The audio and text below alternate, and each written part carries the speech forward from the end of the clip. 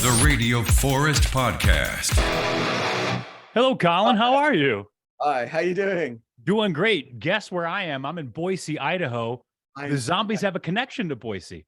They certainly do. Odyssey and Oracle had been released. It went through so many hurdles, Odyssey and Oracle. It nearly wasn't released if it wasn't for Al Cooper from Blood, Sweat and Tears, but he went on to be a producer at CBS, and he picked up this album, Odyssey and Oracle, in London, brought it to CBS, took it to Clive Davis, the head of CBS, and pressured him into releasing the album. But still nothing much was happening with the album or the first couple of singles that were released. And then they released a single called Time of the Season, and a DJ in Boise, Idaho would not stop playing that single. And over a period of time, and I think things could happen that way then, I'm not sure if it still could, there was a sort of a ripple effect. He kept playing it, and it went out to other DJs in the next town and then the next state, and suddenly we'd got an airplay hit, which then turned into sales. This happened over a period of many months, and because of that DJ in Boise, Idaho, the single was #1 in Cashbox and #2 or #3 in Billboard. So we certainly do have a connection with Boise, Idaho, and we're eternally grateful for his support. What were you doing when it became a hit? Because the band's done. Did you start working for the music industry? Because I know you've had a couple of different jobs throughout the Zombies' career in your life. Well, absolutely. For one reason or another, particularly the non-writers in the band, it's kind of a long story how we ended up with absolutely no money. But it's a story that's happened very frequently in the 60s. It's not just the Zombies. Many of the household name bands from the 60s ended up penniless, and we were no different. And to be absolutely honest, I had to get a job, and I took the first job I was offered, which was in an office right in the center of London, which had nothing to do with music. And the interesting thing for me is on the first day, I knew nothing about what they did. And I just think back in absolute horror that I had to take that first phone call. And I had no idea what I was talking about. He called me and asked me, it was about insurance. And I don't know what they said. I can't remember now, but I wouldn't have known the answer. So it was a good thing that I'd had a few years on stage, learning to act out a part a little bit, because that's what I had to do in that office. It was an interesting experience, but it helped me get over the disappointment of the Zombies finishing, because it was a very busy office and I didn't have time to dwell on the sadness of what had happened in the Zombies' career. Yeah, we're talking to Colin Blunstone from the Zombies. They've got that new record, Different Game, plus a documentary coming. And Colin, it's a huge honor. You've been to Abbey Road, and not just once. You've been there a couple of times. And the first time, if I'm correct, was right around the time that the Beatles had still been there. There's things left behind in the studios that you guys might pick up and put on a record. Absolutely. In 1967, when we finished our last album, we were in Abbey Road a couple of days after the Beatles left, having completed Sgt. Pepper. And John Lennon had left his Mellotron behind, which Rod, who's the keyboard player in the Zombies, used all the way through Odyssey and Oracle and on Time of the Season. It was just there, so he used it. The album would have been a totally different album if they hadn't left that behind, but they'd also left lots of percussion instruments around on the floor, tambourines and maracas and this sort of thing. And I was as big a fan of the Beatles as anyone, so to be picking these instruments up a couple of days after they've actually been recording, it was a really exciting experience. And of course, being in Abbey Road's a wonderful experience as well. And I've recorded there many times with Alan Parsons. I've done 3 solo albums in there, and it's a wonderful studio. What about the new album? Where'd you guys record that, and how did that come together? I know you started prior to COVID, so was this done in the studio together, or did you do parts like most people are doing these days? No, we didn't do it in different studios. We recorded actually our last album in what you would think of as the old-fashioned way, where we're all in the studio together. And we were very keen that on this album, A Different Game, we would all be in the studio together. So when the pandemic came, we had to just put it on ice. And I know that Rod got on and wrote a lot of the songs for the album during that period.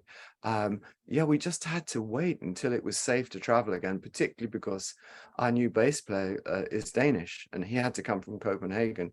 And of course, when in the pandemic, he couldn't travel.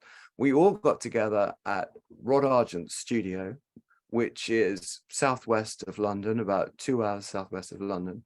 And we were all in the room together recording. You could almost say it's like a live album that's recorded in a studio environment.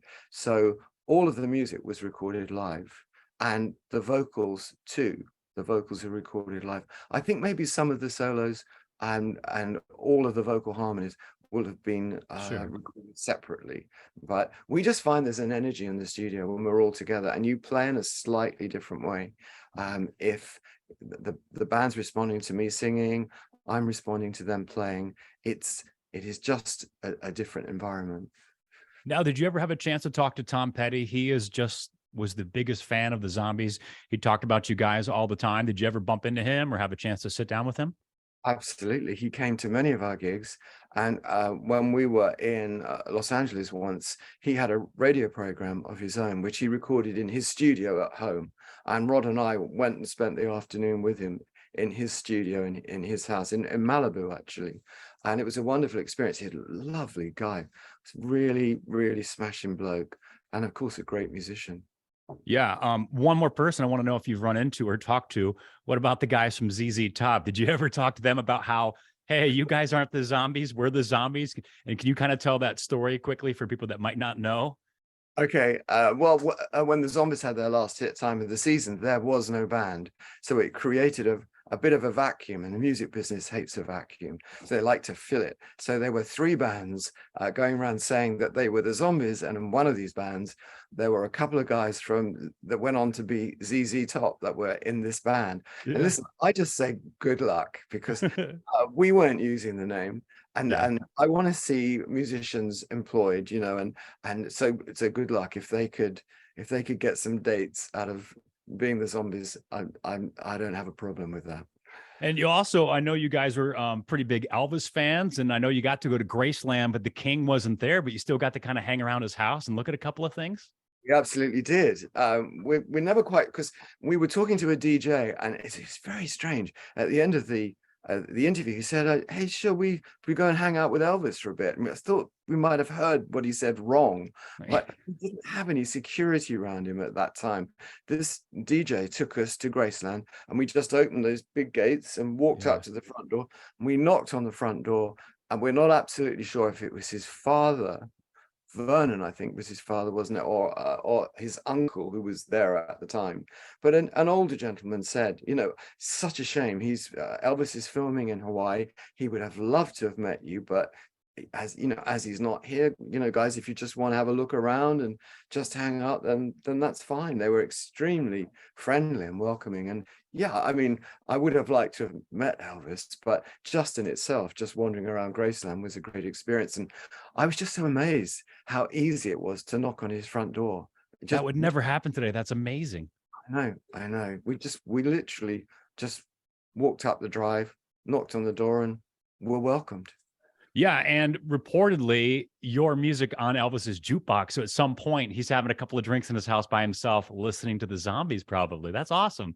It's a wonderful thought, isn't it? We did hear it on good authority, but obviously we didn't hear it from Elvis himself. But we did hear it on good authority that he had a couple of our tracks on his jukebox. So it's a wonderful thought. Hey, I just want to give you kudos for your voice. I mean, to be a lead singer your entire career is an amazing accomplishment. Guitarists and drummers and stuff don't change as much as the voice does. I think it sounds amazing. It has changed. And I think you've rolled with it on a different game, the new album coming out. Is it hard? Do you have to write stuff differently, or you just do what you do and what comes out comes out? Well, in the first place, it was certainly with regard to recording with the Zombies. Rod all his life has written songs for my voice, and these songs are written specifically for me.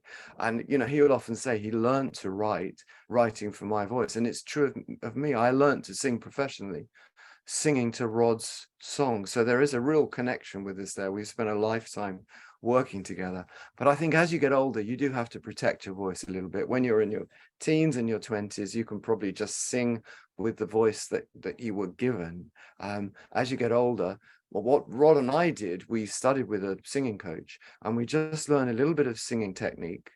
And he also gave us both a set of singing exercises, which when we're on the road, I do those exercises twice a day.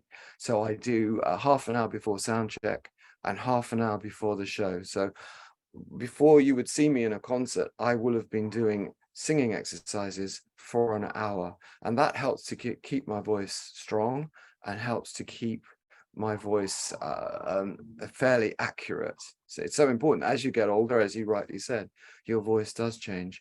But I've been lucky that my range has stayed the same. So I can still hit those top notes. All the songs that we perform them in the original keys. None of them have been altered at all. So in that respect, I'm just fortunate that I've kept the range in my voice. Well, it's a new documentary premiering at South by Southwest. Colin Blunstone from the Zombies, Different Game, out March 31st. It's an honor to talk to you, Colin. Thank you for your time today from Boise, Idaho. Thank you so much. It's been great talking to you. Thanks for having me on the show. Absolutely. Bye-bye. Bye. Cheers.